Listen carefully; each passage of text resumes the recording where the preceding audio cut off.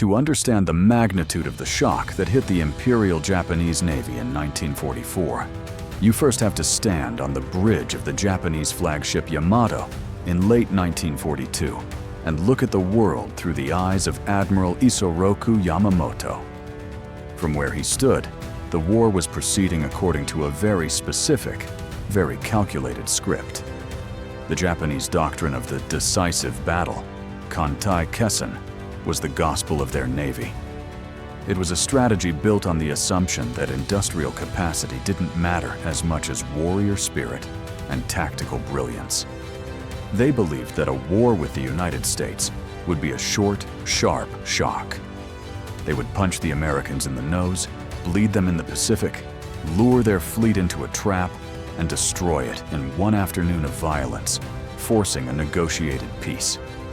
By the end of 1942, despite the setback at Midway, the Japanese High Command believed they were winning the war of attrition. They looked at the scoreboard, and the math seemed to support their arrogance. The United States Navy was bleeding out. The mighty Lexington was at the bottom of the Coral Sea. The Yorktown, the hero of Midway, was gone. The Wasp had been torpedoed and sunk. The Hornet, the ship that launched the Doolittle raid, was a rotting hulk on the floor of the Santa Cruz Islands. In November 1942, there was a moment, a terrifying, singular moment in American history, where the United States Navy, the future master of the oceans, was reduced to exactly one operational aircraft carrier in the entire Pacific. That ship was the USS Enterprise, and even she was battered, her forward elevator jammed, her hull ringing from near misses. Her crew, exhausted and cynical, had hung a sign on the flight deck that read, "Enterprise versus Japan." It was a joke, but it wasn't funny. It was the literal truth. The Japanese admirals looked at this situation and smiled. They knew how long it took to build an aircraft carrier. In the Japanese shipyards of Kure and Yokosuka, building a carrier was an art form. It was a slow, meticulous process of handcrafting a masterpiece. A ship like the Shokaku or the Zuikaku took years to lay down, frame, plate, and fit out. They assumed the Americans were bound by the same laws of physics and time. They calculated that after the destruction of 1942, the US Navy would be paralyzed for at least 2 years. They expected a long, quiet pause in the war, a breathing space where Japan could fortify its island ring, train new pilots, and prepare for the final defense. They dismissed the rumors of American industrial mobilization as propaganda. They didn't believe a democracy, messy and argument-prone, could organize itself into a coherent machine. They believed the Americans were soft, unwilling to pay the blood price, and incapable of the sheer, brute force logistics required to project power across 6,000 miles of ocean. They were wrong. They were catastrophically, fatally wrong.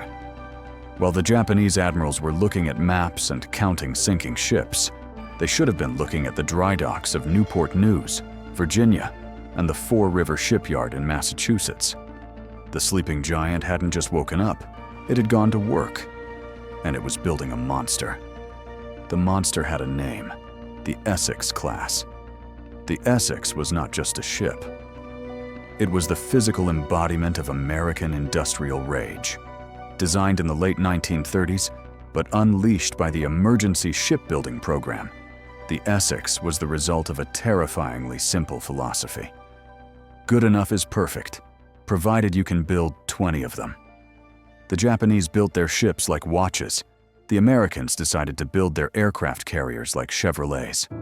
The Essex was designed from the keel up to be mass-produced. It removed the heavy, complex armor belts of the previous classes. It expanded the hangar decks. It streamlined the propulsion systems. It was 27,000 tons of steel, capable of 33 knots, and designed to carry an air group of nearly 100 planes, the Sunday Punch. But the true genius of the Essex wasn't its specs, it was its modularity.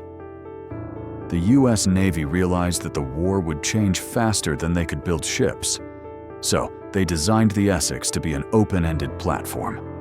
They left spare weight allowances for future radar systems that hadn't been invented yet. They put in extra anti-aircraft mounts for guns that were still on the drawing board.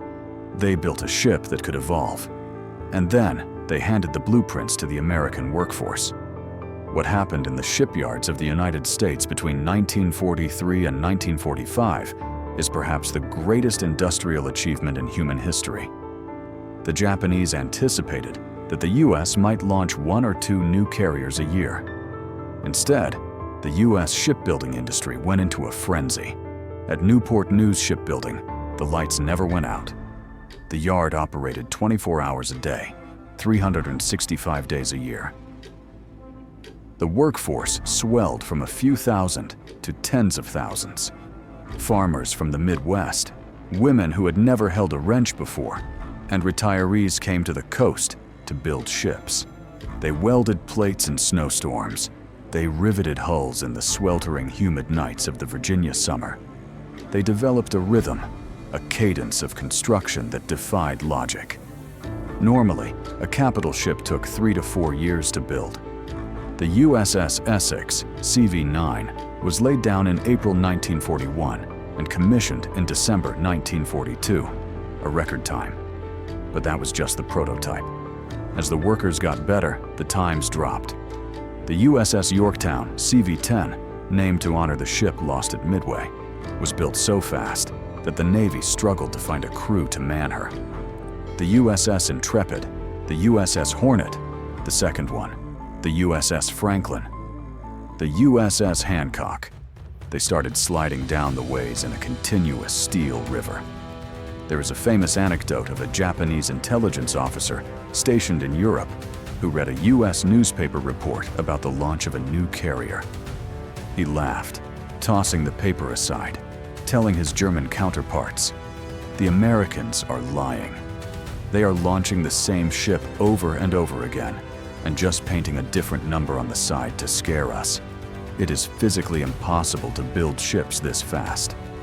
It wasn't impossible, it was just American. By mid-1943, the quiet period that the Japanese had counted on came to a screeching halt. The USS Essex and the New Yorktown arrived at Pearl Harbor in May. Then came the Lexington, CV-16, and the Bunker Hill. The harbor, which had been a graveyard of smoking battleships just 18 months earlier, was now crowded with the silhouettes of the new fleet. These ships were bigger than anything the Japanese had expected. They bristled with the new Bofors 40mm anti-aircraft guns, weapons that would turn the sky into a wall of lead. They carried the new SK radars that could see a Japanese attack force from 100 miles away. But most importantly, they carried a new predator, the Grumman F6F Hellcat. The Essex-Class carriers were designed specifically to house and launch the Hellcat. The previous American fighter, the Wildcat, had struggled against the nimble Japanese Zero. The Hellcat was different. It was a brick with wings. It had a massive 2,000 horsepower engine, 6 50 caliber machine guns, and armor plating that could take a pounding. It was faster than the Zero in a dive, could outclimb it, and could blow it out of the sky. When the Essex carriers sailed west in late 1943, they weren't just looking to hold the line. They were looking for a fight. The first shock for the Japanese came in the Gilbert Islands, at Tarawa and Makin, in November 1943. For the first time, the American fleet didn't hit and run. In 1942, the US carriers would launch a raid and then sprint back to safety, terrified of being caught. At the Gilberts, the Essex-Class carriers arrived and stayed. They parked off the coast. When the Japanese land-based bombers from the Marshall Islands came out to attack, expecting to find a few frightened ships, they ran into a buzzsaw. The Combat Air Patrols, KP, from the Essex carriers were directed by fighter direction officers sitting in dark rooms deep inside the ships, watching radar screens. They vectored the Hellcats to intercept the Japanese miles before they reached the fleet. The Japanese pilots, many of whom were veterans, were stunned. They were used to fighting on their terms. Now, they were being bounced by swarms of blue fighters that seemed to be everywhere at once. Admiral Koga, who had replaced Yamato after his death, received the reports in Tokyo with a growing sense of dread. The reports spoke of new carriers and heavy losses. But the Japanese High Command was in denial. They convinced themselves that the Americans were committing their entire reserve. They have sent everything they have, Koga reasoned. If we can destroy this fleet, the war is won. He didn't know that the ships attacking the Gilberts were just the vanguard. Back in the States, the hulls of the Ticonderoga, the Randolph, the Bennington, and the Shangri-La were already in the water. The year 1944 opened with the Marshall Islands campaign. This was the moment the sheer scale of the Essex production run became undeniable. Task Force 58 was formed, the Fast Carrier Task Force. It was a roaming city of destruction. It contained not just one or two carriers, but clusters of them. An Essex-Class carrier would often operate with an Independence-Class light carrier, forming a task group. Then, 4 of these groups would combine to form the task force. When Task Force 58 appeared on the horizon off Kwajalein in January 1944, the Japanese defenders thought they were looking at a mirage. The sea was carpeted with ships. The sky was dark with planes. The Essex carriers launched wave after wave of airstrikes, dawn to dusk. They pounded the Japanese airfields into coral dust. The Japanese Navy, the combined fleet, was hiding at its base in Truk Lagoon, the Gibraltar of the Pacific. Truk was considered untouchable. It was deep behind the defensive lines. But in February 1944, the Essex carriers came for Truk. Operation Hailstone was a massacre. Task Force 58 launched 30 airstrikes in 2 days. The Essex, Yorktown, Intrepid, and Bunker Hill unleashed hundreds of Hellcats and Avengers. They caught the Japanese with their pants down. In 48 hours, the Americans sank 40 Japanese ships and destroyed 270 planes. It was payback for Pearl Harbor. The Japanese combined fleet was forced to flee, abandoning its forward base. The Japanese admirals were now panicked. The decisive battle they had wanted was slipping away because they couldn't find a way to engage this new fleet without being annihilated. Every time they tried to attack, they ran into the defensive wall of the Essex-Class. The Japanese pilots, whose quality had been degrading since Midway, started calling the American carriers the Blue Ghost or the Gray Ghost. They claimed to sink them. Tokyo Rose would broadcast on the radio, "The USS Lexington has been sunk. The American fleet is destroyed." And then, 2 weeks later, the Lexington would show up off the coast of New Guinea, launching airstrikes. The Americans weren't just building ships, they were repairing them with impossible speed. When an Essex carrier took a bomb hit, the damage control parties, trained to a razor's edge, would patch the flight deck in hours. If the damage was severe, the ship would steam to Pearl Harbor or Bremerton, where the industrial might of the US would descend on it. Ships that the Japanese wrote off as destroyed were back in the fight in months. But the ultimate test of the Essex-Class, and the moment the Japanese realized they had lost the war of production, came in June 1944. The invasion of the Marianas. Saipan. This was the moment the Japanese had been waiting for. This was the decisive battle. They assembled everything they had left. The mobile fleet, commanded by Admiral Ozawa, sortied with 9 aircraft carriers. It was the largest fleet Japan had put to sea since Midway. They had their big carriers, Tai-Ho and Shokaku. They had hundreds of planes. Their plan was complex, utilizing superior range and shuttle bombing to destroy the American fleet covering the Saipan landings. Admiral Ozawa was confident. He believed he had the tactical advantage. He believed the Americans were overextended. He launched his planes, over 400 of them, in massive waves against Task Force 58. Waiting for him were 15 American aircraft carriers. 7 of them were Essex-Class heavy carriers. 8 were light carriers. On the bridge of the USS Lexington, Admiral Mark Mitcher turned his ship into the wind. The decks of the Essex, the Hornet, the Yorktown, the Bunker Hill, the Princeton, and the Cowpens erupted with activity. The radar screens on the Essex carriers glowed with the incoming Japanese raid. It was the biggest air attack in naval history. But the Americans didn't flinch. They had the numbers, they had the technology, and they had the Hellcats. What followed was not a battle, it was a slaughter. The American pilots, listening to the comm vectors from the Essex Combat Information Centers, intercepted the Japanese raids 50 miles out. The Japanese pilots, many of them barely trained teenagers flying inferior Zeros, flew straight into a wall of 450 Hellcats. It became known as the Great Marianas Turkey Shoot. The sky over the Philippine Sea filled with the black smoke of burning Japanese planes. It was raining aluminum. The Essex-class carriers launched and recovered planes with assembly line efficiency. As soon as a Hellcat landed, it was rearmed, refueled, and launched again. The tempo of operations was something the Japanese couldn't comprehend. In a single afternoon, the Japanese naval air arm ceased to exist. They lost over 350 aircraft. The Americans lost about 30. But the Essex carriers weren't done. The next day, they went on the offensive. They launched a long-range strike at sunset to catch the retreating Japanese fleet. The American planes found Ozawa's carriers. They sank the Hiyo. American submarines, working in coordination with the fleet, sank the Taiho and the Shokaku. Admiral Ozawa stood on the bridge of his sinking flagship, watching the ruin of the Imperial Navy. He had done everything right according to the book.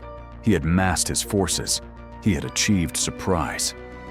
But it didn't matter.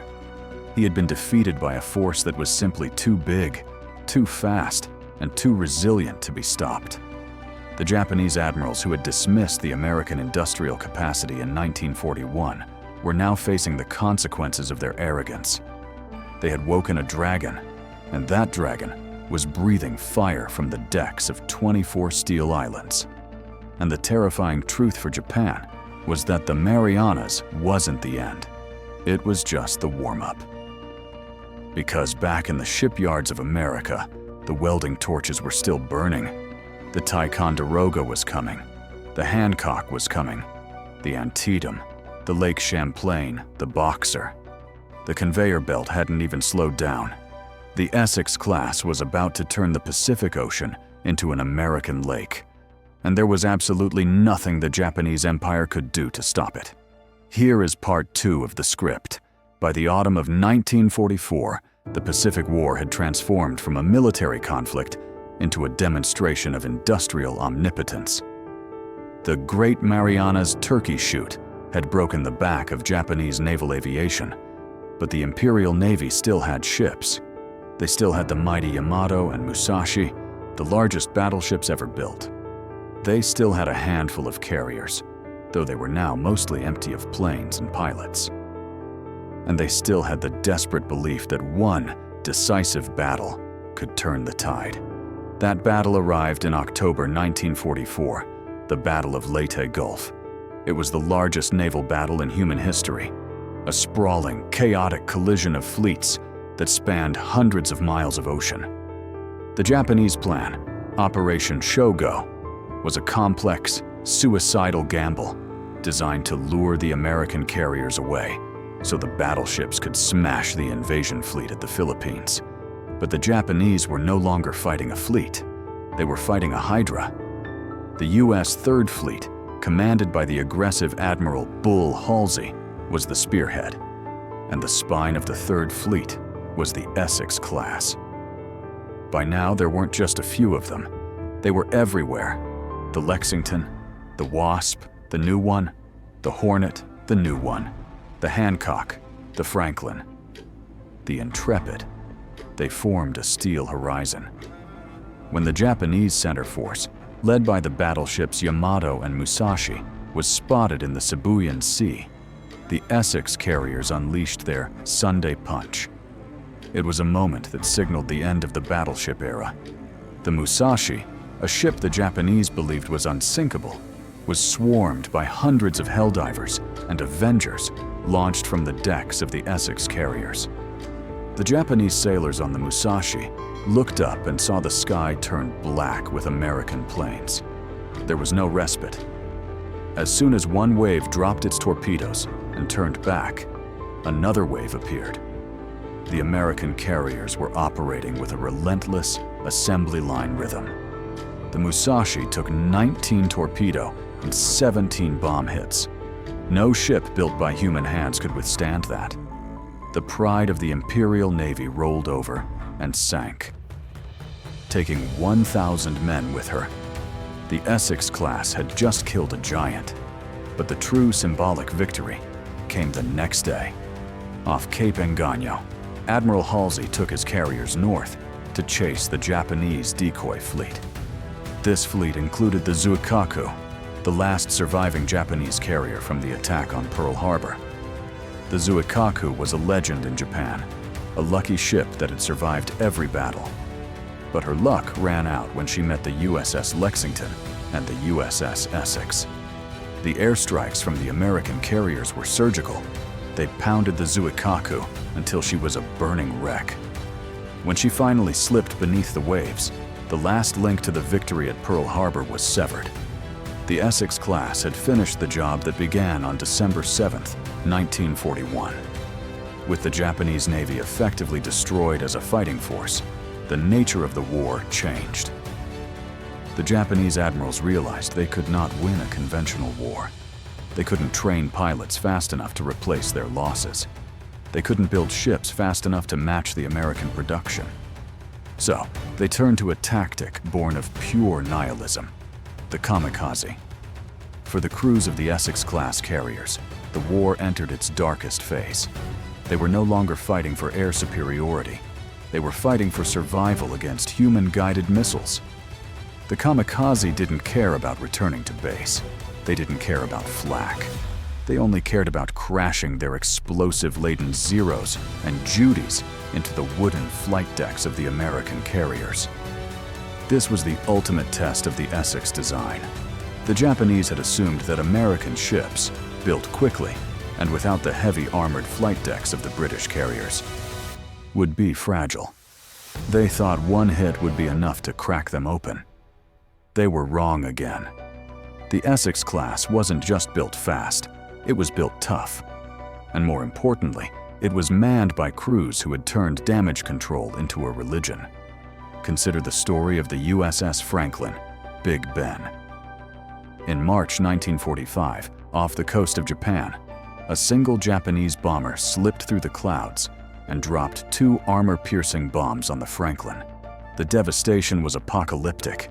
The flight deck was packed with fully fueled and armed planes preparing for a strike. The bombs set off a chain reaction. Aviation fuel exploded. Bombs and rockets on the parked planes cooked off. The ship was consumed by an inferno that reached 2,000 degrees. In any other navy, the Franklin would have been abandoned. The Japanese carrier Taiho had sunk from a single torpedo hit because of poor damage control. The Shinano, a converted supercarrier, was sunk by a submarine on her maiden voyage because her crew didn't know how to stop the flooding. But the crew of the Franklin didn't abandon ship. They fought the fire. They pushed burning planes over the side with their bare hands. The chaplain, Father O'Callaghan, walked through the flames, administering last rites and directing hose teams. The ship listed 13 degrees. Over 800 men were dead. But she didn't sink.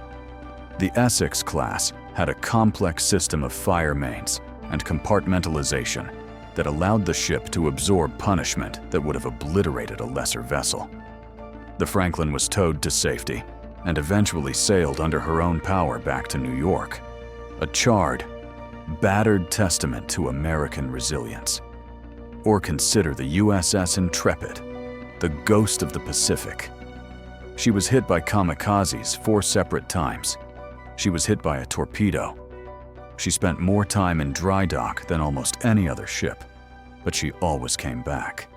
The Japanese would report her sunk, and 2 months later, she would be back on the line, launching airstrikes. The Essex-Class proved that you couldn't just break the American spirit, you couldn't even break their steel. By the spring of 1945, the Essex carriers were spearheading the final assaults on Iwo Jima and Okinawa. These weren't naval battles anymore, they were sieges. The carriers parked off the coast and acted as floating airfields. They created a blue blanket of air patrol over the Marines on the ground. At Okinawa, the typhoon of steel, the fleet faced the largest kamikaze onslaught of the war.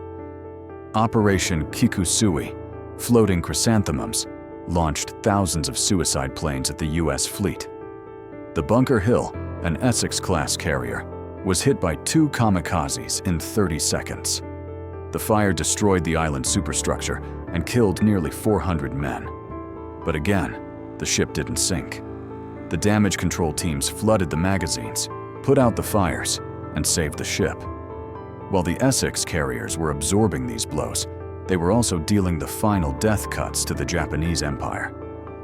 In April 1945, the battleship Yamato, the symbol of Japan's naval pride, sortied on a one-way suicide mission to Okinawa. She had no air cover. The Essex carriers didn't even blink. They launched nearly 400 aircraft. The pilots found the Yamato alone in the East China Sea. There was no romance to it. There was no duel. It was a mugging. The American planes circled the giant ship like wolves. They hit her with torpedo after torpedo, bomb after bomb. The Yamato, the ship that was supposed to save the Empire, capsized and exploded, sending a mushroom cloud of smoke into the sky. It was the definitive proof that the age of the battleship was over, dead at the hands of the aircraft carrier. As the summer of 1945 approached, the U.S. Navy prepared for the invasion of the Japanese home islands.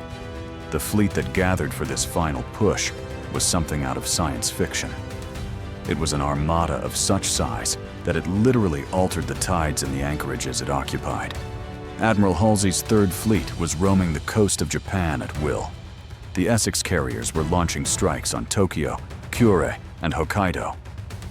They were hunting down the last remnants of the Japanese Navy, bombing them in their harbors. They were destroying trains, factories, and airfields. The Japanese Air Force, hoarding planes for the invasion, refused to come up and fight. The Essex pilots roamed the skies of Japan with impunity, and still, new ships were arriving. The USS Antietam arrived in late 1945. The USS Lake Champlain broke speed records crossing the Atlantic to join the fight. The production line hadn't stopped. If the war had continued into 1946, there would have been 30 Essex-class carriers in the Pacific. The sheer industrial overmatch was so total that it rendered the concept of strategy irrelevant. Japan had been buried under an avalanche of steel. When the end finally came, on September 6, 1945, inside Tokyo Bay, the visual was striking. The surrender ceremony took place on the battleship USS Missouri, but looming in the background, anchoring the victory, were the carriers. The Japanese delegates, climbing aboard the Missouri in their formal mourning coats, looked out at the harbor. They saw a forest of masts. They saw the Essex, the ship that started it all. They saw the Yorktown. The ghost of Midway returned to haunt them. They saw the Lexington, the Hornet, the Wasp. They saw 24 carriers that shouldn't have existed.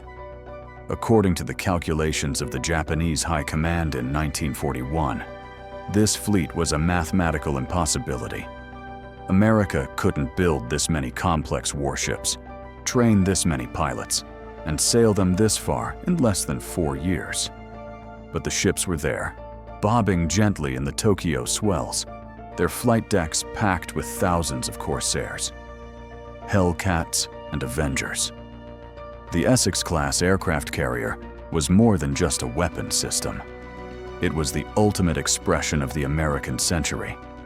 It proved that when the United States mobilized its entire society, from the Rosie the Riveters in the shipyards to the farm boys in the cockpits, it could achieve feats of production and logistics that looked like magic to the rest of the world. But the story of the Essex-Class didn't end with World War II. These ships were so well built, so adaptable, that they refused to retire. When the Korean War broke out in 1950, who answered the call? The Essex carriers. They were pulled out of mothballs, upgraded with angled decks and steam catapults, and sent back to war. They launched the first generation of jet fighters. They served in Vietnam. Ships like the Intrepid and the Ticonderoga launched airstrikes into the jungle, fighting a war 3 decades after they were built. They recovered Apollo astronauts splashing down from the moon. They served as the backbone of the U.S. Navy well into the 1970s. The USS Lexington, the Blue Ghost, served as a training carrier until 1991, 50 years after she was designed. Today, 4 of them still survive as museums. You can walk the decks of the Intrepid in New York, the Yorktown in Charleston, the Hornet in Alameda, and the Lexington in Corpus Christi.